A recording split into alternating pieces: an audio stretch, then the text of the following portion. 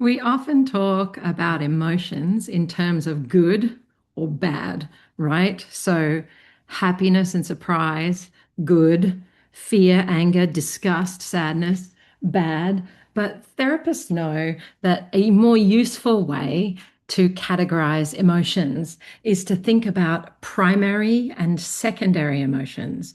What is the difference between these and why should it matter to you?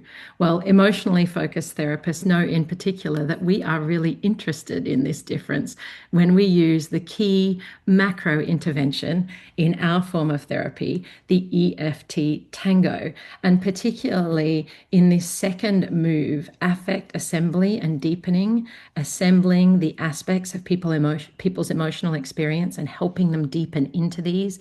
We are particularly interested in the difference between primary and secondary emotions. So, what is this difference? Well, to understand it, we first have to understand that we human beings are designed to be connected. We are socially bonding mammals and we function best when we're securely connected to safe others, don't we? Everything in our nervous systems is set up to reward secure connection and to set off lots of alarm bells when we don't get it. And the problem with that is that connection requires vulnerability. So it seems that our primary emotions, which require vulnerability, are also designed to create connection for us, to help us bond with other people. However, we can only access and use these when we feel safe. Then we have secondary emotions, sometimes called reactive or protective emotional states. In research, we can demonstrate that these are less adaptive. While they might serve some protective purposes in the short term, they don't enhance our sense of connection. And because of that, they don't materially improve our well-being in the long term. Paul Ekman studied six core primary emotions and interestingly found that these are fairly universal. We could take a helicopter to the middle of the Amazon, parachute in to a remote tribe, and we would see these six core emotions there, just as we'd see them in the middle of Sydney or New York City. They're incredibly important because there's something that binds and connects us as humans, something that we understand regardless of race, culture, creed, or experience. These six core emotions. And each of them has an action tendency, or sometimes more than one, that is inherently adaptive. What we mean by action tendency is something that these emotions cause us to do. And so let's have a look at these together. This is taken from Magda Arnold's amazing book on emotion that she wrote in 1960, as well as Paul Ekman's work and Jaak Panskep's work on emotion and action tendencies. So anger has this action tendency to assert or defend. Some researchers say that primary adaptive anger helps us to remove obstacles from stated goals, which makes a lot of sense, right?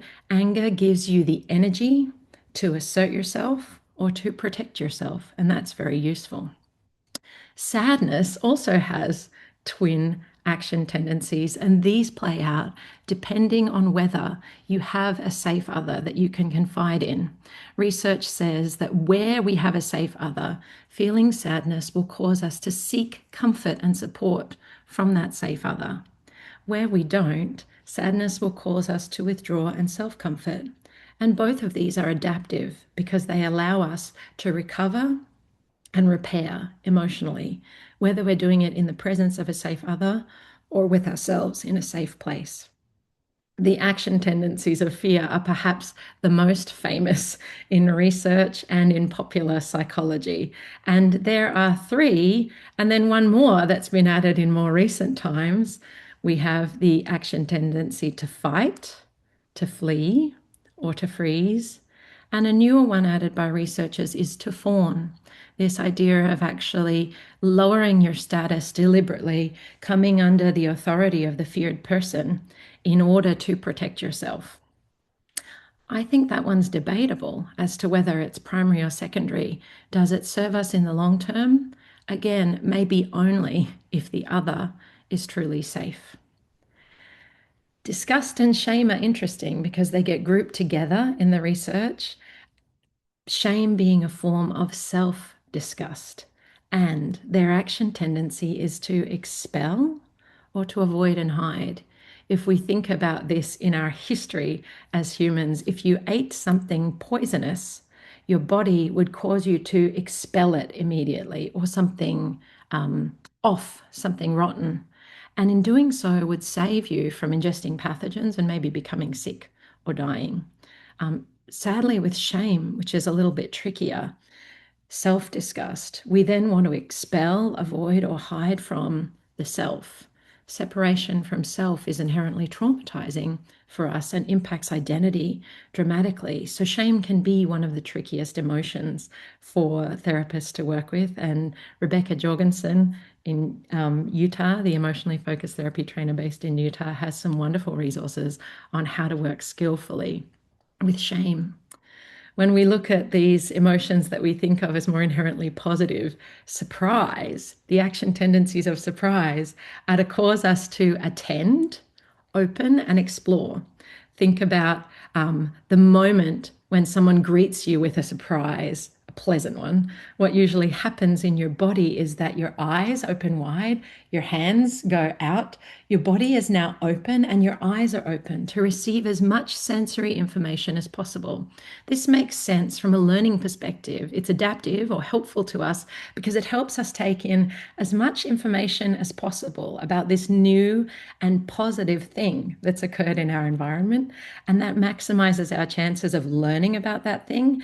Learning about it maximizes our chances of being able to find it or help it happen again. So that makes a lot of sense. And the action tendency of joy, finally, is to approach, engage, or share. When we feel joy, again, we open ourselves. We want to connect with other people, we want to engage with them, and we want to share the experience we have. Given that joy in many other respects is really wonderful for our bodies and minds, an action tendency that causes us to share and multiply it creates positive emotion contagion. So we get more of it. When we think, in contrast, about secondary emotions, these reactive or protective states, we go into these when we don't feel we have the safety to be vulnerable. Because each of these primary emotional experiences we've just described requires vulnerability from us. That word vulnerable coming from an ancient word that means able to be wounded. It makes sense that if we fear wounding, we move to protect, we close off our vulnerability, and our emotional responses become more rigid, less flexible. While they might in the short term protect us, reactive or secondary emotional states typically prevent secure connection, prevent coming close. And we see this very much in the people we work with, whether individuals or relationships. When I go into reactive anger in order to protect myself from the pain of being disrespected by my spouse, my reactive anger might protect me in the short term, but it also prevents me coming close to my spouse and talking about the disconnection, finding a way to repair. Underneath my anger might be sadness at the loss of respect or connection with this precious person, or fear about what this means for our relationship. I remember when talking with a client about their secondary and primary emotions. After the session, the client sent me a meme that she'd found online, which said, "I sat with my anger long enough until she told me her real name was grief."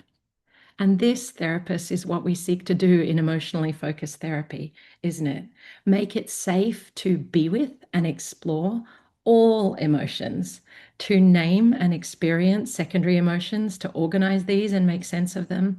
And in time, as we build the safety to be vulnerable in session with the therapist and with another person, if it's relationship therapy, we're inviting our clients, as Dr. Sue Johnson said, to take the elevator down into the more vulnerable experience of primary emotion, which is the experience that is set up to help us connect and bond with safe others. I hope this little video helps you understand the difference between primary and secondary emotions a little more clearly. If you'd like deeper reading on this, you could check out any of Dr. Sue Johnson's books on emotionally focused therapy, but also this cool one, Good Reasons for Bad Feelings by psychiatrist Randolph Ness. This is a deep read, but fascinating. And folks, please do follow for more tips about emotion, connection, and how to use these to maximize your satisfaction, meaning, and purpose in life.